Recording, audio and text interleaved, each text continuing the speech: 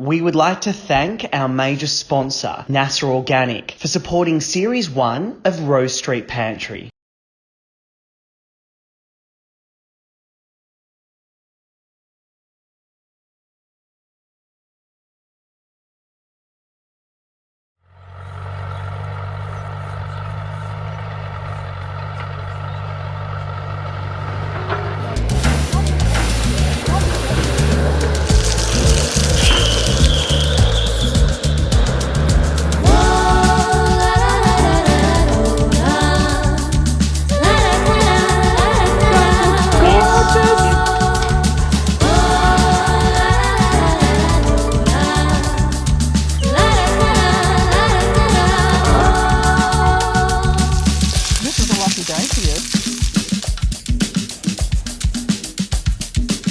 Happy with that?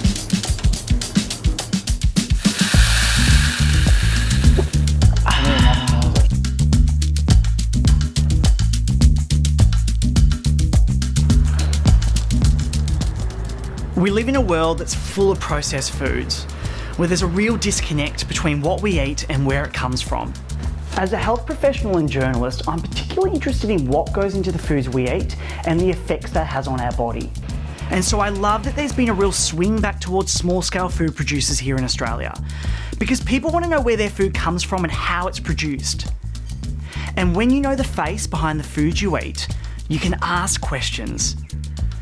And it wasn't until I started engaging with my local producers that I came to realise just how much of an impact soil conditions, changes in climate, sustainable farming practices have on the foods we eat, and why eating seasonally is so important. So this is what this series is all about: celebrating Australian producers, hearing their stories, learning their practices, experiencing their beautiful products, and encouraging more of you to access real food.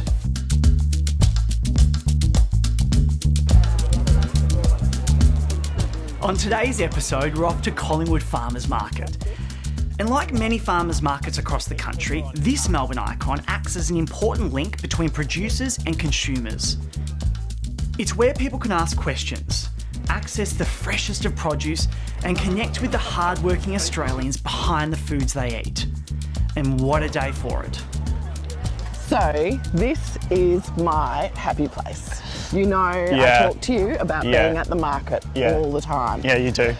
And I just love it. I love being able to speak to the producers, the people who make all these products, the guys who grow the fresh produce. Oh, like our the pumpkin seed guys are here. I love those chocolate pumpkin seeds. Obviously tasting everything. Yeah, obviously. The fresh produce that's been picked the day before. Yeah. And you can feel it when you're handling it, that it's so incredibly fresh. Yep. Hello. How are you? Yeah, good. How are you guys? That's good. Very well. That's great. I wanted to get some of your groats, if I could. Yeah, fantastic. I just love them. They're amazing. Can you tell me a little bit about the difference between people freshly rolling the oats themselves rather than buying them off the shelf? Yeah, when they're freshly rolled, it's a bit like, you know, when you grind your coffee fresh, like you get the most out of the oat. Because as soon as you roll the oat, the oxidisation process starts. So it'll start to break down some of the flavour. And also the nutritional value. Nutrition, it's more nutritional if they're freshly rolled? Absolutely. Wow. Yeah, so that's what they look like when we grow them in the paddock. And this is what they look like when we harvest them. We just take the husk off the outside, and it's the groat in the middle. Right. That's then rolled to make the traditional rolled oats. Great. Yeah.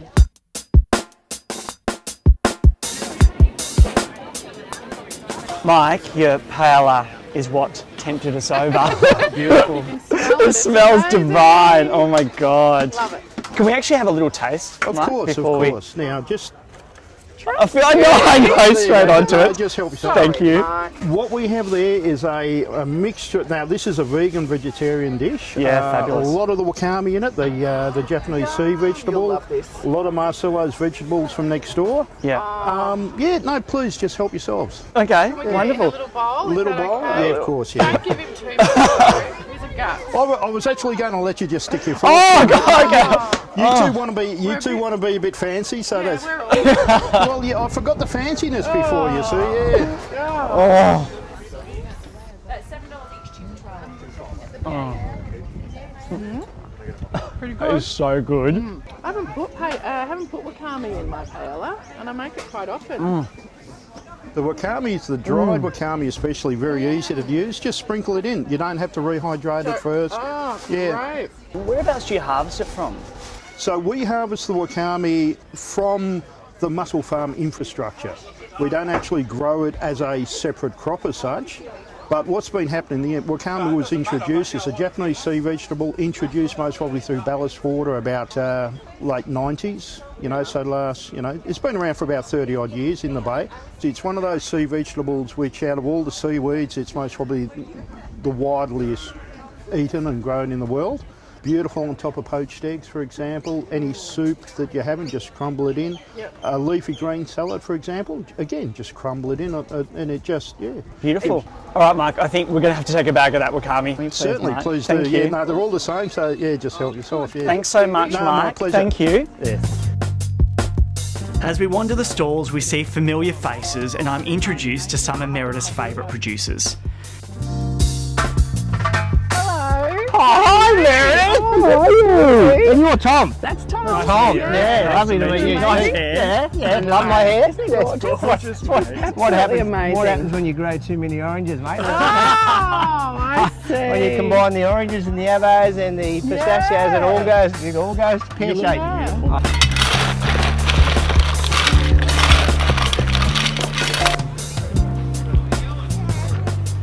Oh, babe, look at that asparagus. I know, it's in season at the moment. Yeah. It's amazing. It's just glowing. We should definitely call in there, Yep. shall we? Yep. Hello. Oh, it's asparagus season. It's very exciting. Absolutely. Can I please grab maybe 3 of the big bunches, I think would be lovely. Look at this, babe. I know. You can just tell by looking how fresh it is. Oh, that's fantastic. Yum. Thank you. And I'll grab a few bags of your beautiful peas put those in too, for me? if I could. Yeah. Oh, they're just so crispy and fresh. I know. They're going to be stunning.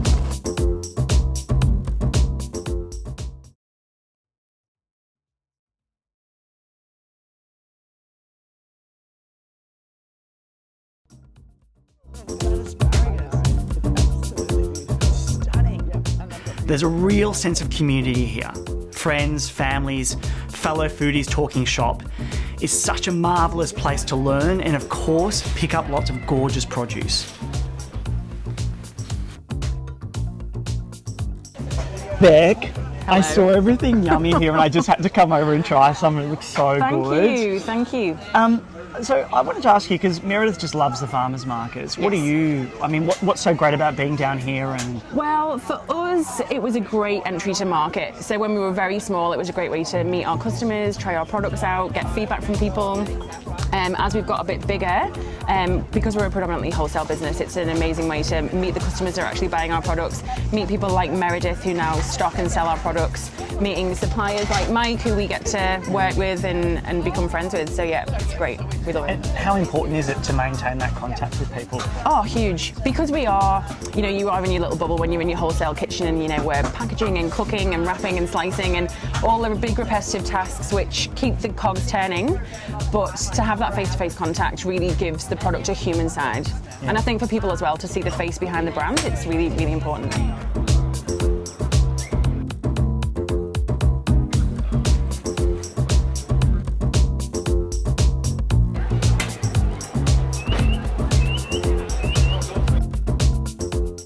Our next stop is Dench Bakers. From their humble beginnings in North Fitzroy to a bakehouse that now supplies cafes, restaurants and independent grocers with handmade organic sourdough, pastries and cakes, Dench is a much loved part of Melbourne's inner north.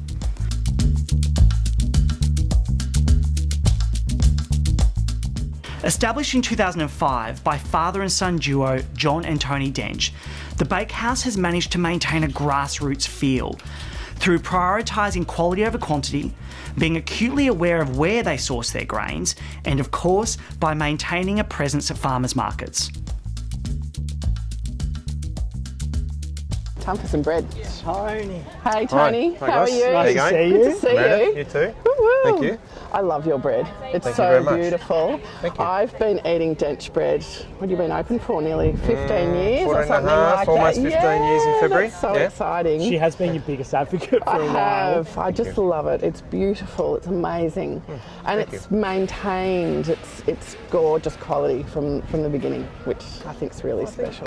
I think So- that's probably one of the harder things to keep. Yeah. I mean, it's handmade bread is already labour intensive, but to Yep. keep that consistency is probably I guess that's our selling point. And a big As well challenge as the with quality. scaling up. Like you had your little bakery in the beginning, and then had to go into a bigger production area, and you still have managed to keep this beautiful handmade product. Well, we haven't mechanised. No, We still make Yep. it pretty much the same as we did in the shop, except the hours are a bit better. Yeah, Yeah. that's good to hear. Yeah. Yeah.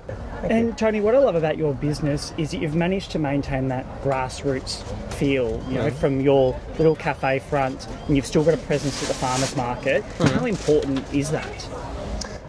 Look, I think it's great for us because we can say we make the bread just over there and we sell it just over there. So Yep. it's this market is great because it gives me a chance to be able to see and talk to customers and get that feedback Yep. that I guess you sort of don't get in a cafe environment where you're selling and you're Yes. selling and you're Yep. serving and coffee and all the rest of it. This is a bit different. How important are farmers markets and to have that one-on-one contact with your customers? Oh, absolutely, definitely, very important. It gives us a chance to explain why our bread is the price it is, why it's as good as it is. And I think, Tom, a lot of people who come to farmers markets understand a lot about food, and so they appreciate what goes into making beautiful bread and real bread and lots of the other products here. So you get a bit of a different audience at the farmers market than you do elsewhere. So I think it also brings I guess a little bit of honesty. If the bakery was big enough that I could just sit back and not have to come into work and not have to see what happens, then Yes. you lose that with the people that are making the bread for you. Yes. But also People who are coming eating to it. coming to the market and going, yes, this is still 100% flour, water and salt. We don't put stuff in it. We don't mess with it. Yeah. And I think that keeps you honest, whereas it would be easy to go, yeah, we've cut corners and we've mechanised and we add this in and we do that, and that's to turn a profit. So it does, I still like it. I don't like the 4 o'clock wake ups, but No one does, Tony. Exactly. but yeah, but keeps it real. yeah. Yeah. And I think that's been important. We've been doing farmers markets for probably half the time we've been open, 7, 8, 9 years. Probably lost track, but a long time. So they've been great. And one thing that I really respect about Dench is that they know the origins of most of their raw ingredients, with not just your bread but also your pastries and your cakes and things like that as well. So they're not just mass bought food that then goes into making them. They actually know who they buy their raw ingredients from. Well, That's another thing that makes it so special. I think your suppliers are very important, certainly when you're doing organic sourdough. I mean, all of our flour comes from Eastern Seaboard predominantly, and then occasionally from Perth when the seasons are about. Yeah. And so, Tony, what makes a really good sourdough? Time. Yeah, okay. Pretty much. Time. I think the style of sourdough that we do is slightly different to some others, where this is so we make a stiff levain. So rather than be a wet levain or anything like that, this is stiff, and it's made from start to finish but rested in between. Whereas there's another way you can make sourdough where you retard it overnight. Yes. It's got a different texture to it. Yeah. But I think it's got a shorter shelf life, and for me, this is something that you can use 4 or 5 days and not have to throw any out. So the bread has a shorter shelf life with a different leaven. You think? It's great the first day. Yeah. But the second, third, it starts to get quite hard. Yeah. Whereas this style will actually hold on. Right.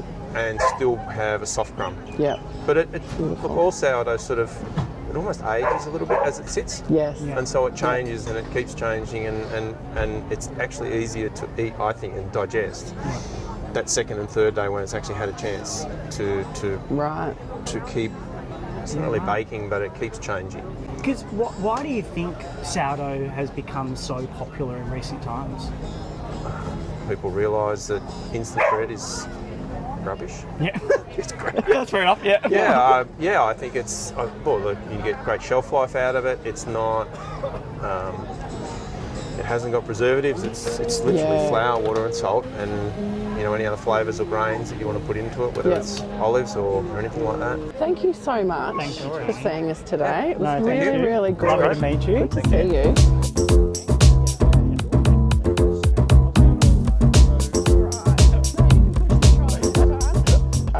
Okay, now you can push the trolley. I'm eating. So you can eat. Yeah. Gosh, that's why I brought you here.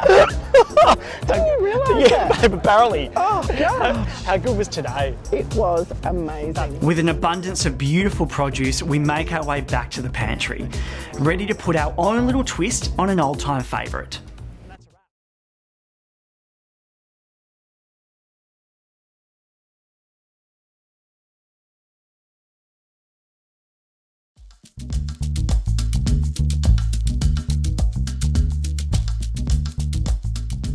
Gorge. Yes. I don't know how I feel about surrounded by this many carbs. I love it. So do I. That's what's concerning. I can smell them. Oh, those not quite croissants. sure where to start, though. Escargots, bread. It's good, isn't it? Imagine what we could get up to. Oh, for the day. terrible things. So. Thanks. Oh, Jesus Christ. We're one down already. Mate, Christ. Did that not look Honestly. pretty there? He was mentioning the croissants when he honestly. So let's talk about what we're doing today, Okay. because it's going to be wonderful. And we are doing an old classic that we both would have been brought up in. Yes. You slightly before me. Just slightly. I worked it out the other day. It was, hang on. What did you say? 67 years between us. 17. Years between us. Yeah. More than that. You're kidding it's yourself. 17. Oh. I worked it out because you were born when I finished school. I know it's hard to tell, but it's fact. That's because you have a lot of Botox in your face. Let's talk about an absolute favourite of ours. Okay. Bread and butter pudding. Yay. Yum. Yum. My mum used to make it all the time. Did she? Yeah, it was my dad's favourite. Oh, was it? Yeah. My grandmother used to make it. My mum not so much, but my grandmother used to make it. But it was really yummy. But we're going to be really unorthodox today because we like to be. we're Don't we? using these gorgeous escargots. I love them. From Dench Bakery and croissants. And croissants. Yeah, so we're doing Yes. a big one with both. Yes, yes. And we're going to add some lemon curd to it, which will be really nice. It'll be beautiful. Just add a bit of tartness. Yep. And then also some beautiful fresh berries, just to add a little bit of, a bit of sweetness Colour. in there, and a bit of colour. Yum. Yep. If we're going to start, we should, if anything, start with our lemon curd because that has to sit aside. Tom took a dab hand with the lemon curd, apparently. I've told Meredith that my lemon curd's a bloody cracker, and she rolled her eyes. I didn't. I just thought, a bit cocky. Wait till you try it, babe. Okay. So, lemon curd, pretty basic recipe. We've just got, obviously, lemons, sugar, eggs, butter, pretty straightforward.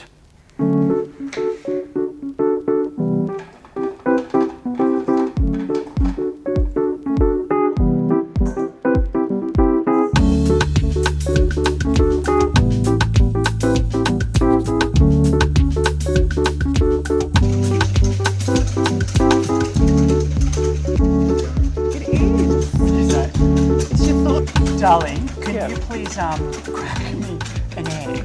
I can. In there. Watch out. Okay. So guys, we just That was elegant. and we're just gonna whisk that into a beautiful creamy curd. Just watching the temperature. Always taking off the heat if you need to. Oh yeah, that smells beautiful. Looks good. Spoon, please. I'm going to say... Sorry, it's a bit small. Get a big one for myself. Don't ever say I'm not the curd king, does that? Really? It's amazing. The curd king? It's nice and creamy. Yeah. Smells good. I'll get a bigger spoon for me. Told you. That's pretty damn good. Told you. Told you. All right, now, guys. I could just drink that. No. We're going to leave this to the side. Now let's get started on this custard. So I'm just going to move that out of the way. Okay. So talk to me about custard. Well, we're not cooking the custard. We're just going to mix it all up and then add it all soak into all our beautiful Yep. stuff in it and then bake it in the oven. Sounds divine. That's the plan. So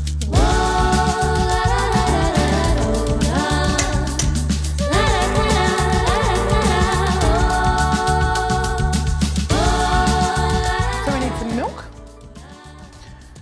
With our beautiful cream. Oh. Looking good? Yeah, it looks great. Some cinnamon as well. It's probably about, I don't know, a quarter to half a teaspoon. So this does make you feel like your childhood, doesn't it? So once that's all combined, yes, we then want to use these beautiful escargots and croissants. That'll be perfect. And we're going to start assembling them in that in our baking dish. Yep. Yeah. So we're going to cut them, aren't we? Yes, and put the curd and stuff in. Yeah. Good. Okay. How's that look? Beautiful. Gorgeous. Now, let's start doing these beauties. I know. Actually, I've put the bread knife just there, I think. Yes. Thank you, my darling. Thank you.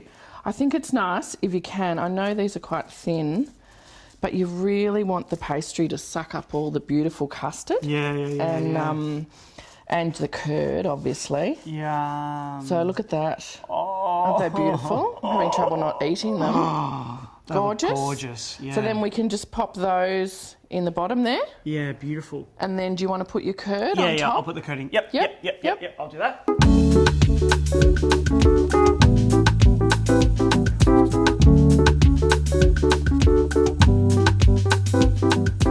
All right, and we want to layer that with some beautiful lemon curd. Fantastic. All right. Croissant time. Croissant time. Yeah. So I'll slice this similarly to the escargot. Yep. And then we'll just do layers of pastries and lemon curd till it's full. And then then we pour the custard over it. Add in our beautiful custard. Yep. Yum. Be gorgeous.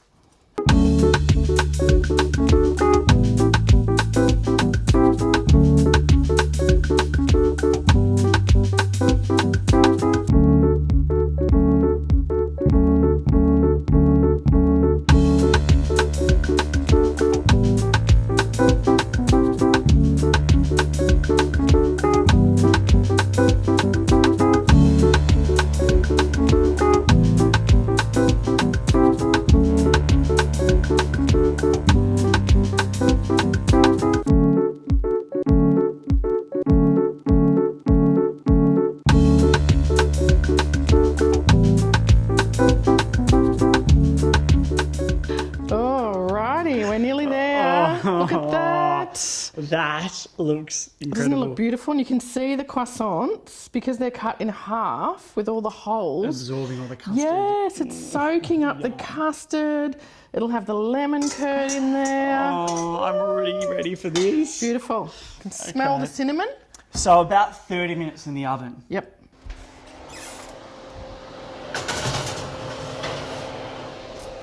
Oh, it smells good too. Yeah.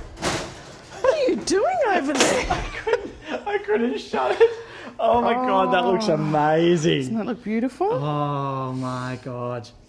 Who's going to sit? You're just going to drizzle cream straight over the top. Well, we could just get 2 spoons. No. Look, pass us the bowls. All right.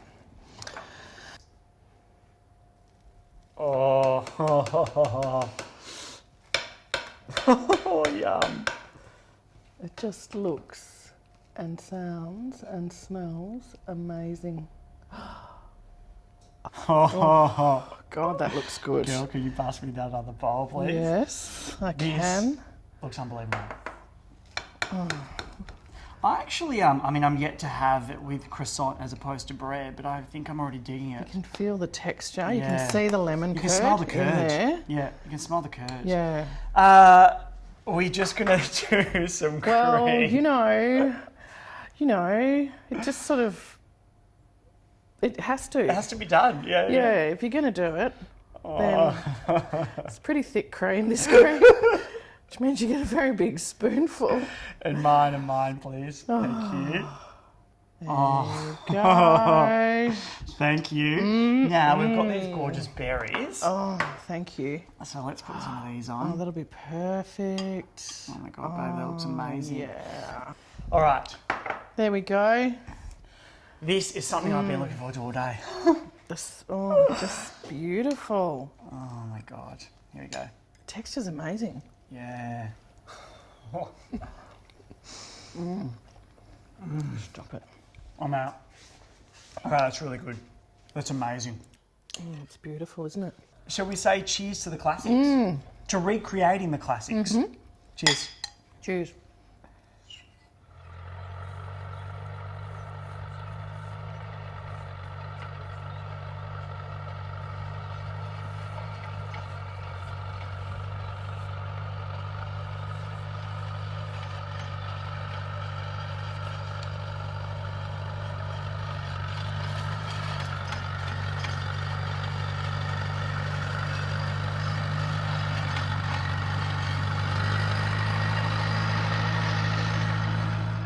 We would like to thank our major sponsor, NASA Organic, for supporting Series 1 of Rose Street Pantry.